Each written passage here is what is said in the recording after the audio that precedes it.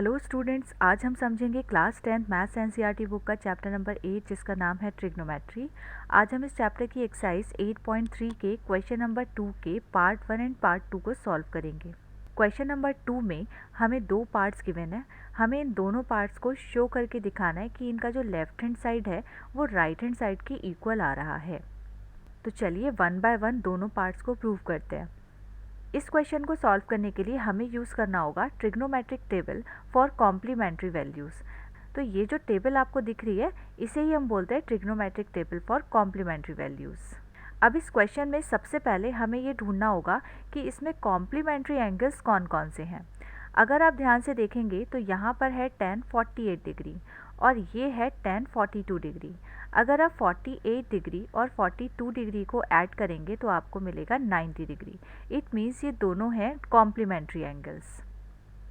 इसी तरह से tan 23 डिग्री और tan 67 डिग्री लिखा है, तो यहाँ अगर 23 डिग्री और 67 डिग्री को हम ऐड करेंगे तो भी हमें मिलेगा 90 डिग्री। अब इस पार्ट की हम लेते हैं लेफ़्ट हैंड साइड, क्योंकि हमें इसको शो करके दिखाना है राइट हैंड साइड के इक्वल। अब हम tan 48 डिग्री या फिर tan 42 डिग्री इनमें से किसी एक वैल्यू को कन्वर्ट करेंगे। तो अगर यहाँ से 48 डिग्री की वैल्यू हम फाइंड करेंगे तो हमें मिलेगा 90 माइनस 42 डिग्री। अब 48 डिग्री के प्लेस पे हम रखेंगे 90 माइनस 42। तो देखिए tan तो एज इट इज़ रहेगा, 48 के प्लेस पर हम रखेंगे 90 माइनस 42। इसी तरह से 23 और ये जो 67 है इनमें से भी किसी एक वैल्यू को कन्वर्ट कर लेंगे। तो अगर हम 23 डिग्री की वैल्यू निकालेंगे तो हमें मिलेगा 90 माइनस 67। तो अब इस 23 के प्लेस पर हम पुट कर देंगे 90 माइनस 67 और ये tan 42 और tan 67 ये दोनों एज इट इज़ रहेंगे। तो इनको हम ऐसे ही नोट कर लेते हैं।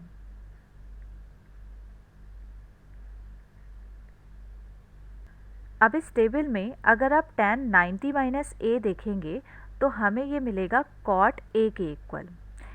तो इस tan 90 माइनस 42 के प्लेस पर हम रख सकते हैं cot 42, क्योंकि जो एंगल a है वो तो 42 है। इनटू में tan 90 माइनस 67 के प्लेस पर हम रख सकते हैं cot 67। अब देखिए सभी चीज़ें आपस में मल्टीप्लाई में है, तो हम इस तरह से डॉट लगाते हुए चलेंगे। tan 42 डिग्री और tan 67 degree as it is रहेगा। अब एक फॉर्मूला होता है cot a equal to 1 upon में tan a। ये फॉर्मूला हमने इंट्रोडक्शन वाली वीडियो में भी अच्छे से समझा है।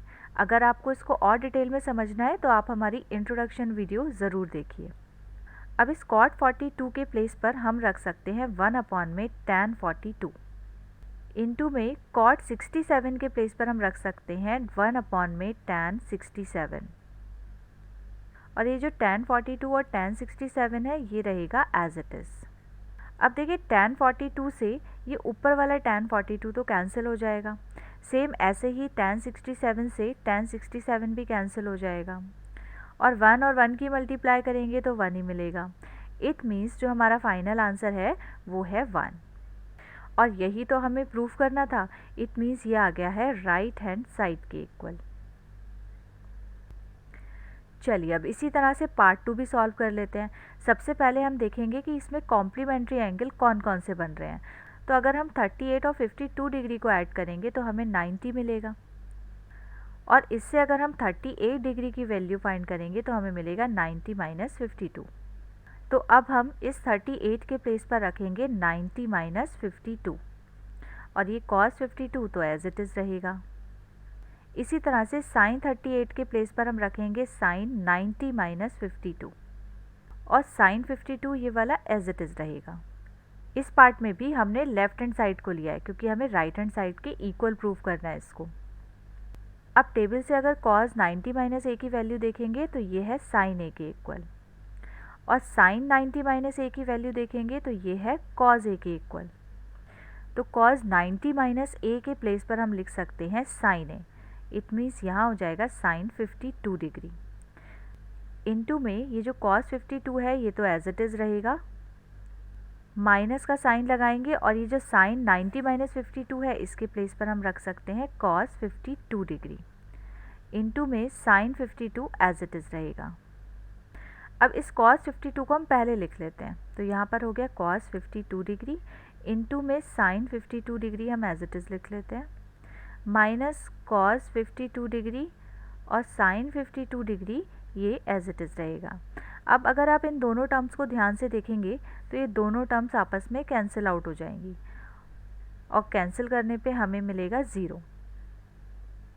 और यही तो है हमारी राइट हैंड साइड जो हमें प्रूफ करनी थी, तो यहाँ पर हम लिखेंगे equal to right hand side. So I hope आपको ये दोनों पार्ट बहुत अच्छे से समझ आ गए होंगे। अब हम मिलते हैं नेक्स्ट क्लास में नेक्स्ट वाले क्वेश्चन के साथ, तब तक के लिए गुड बाय।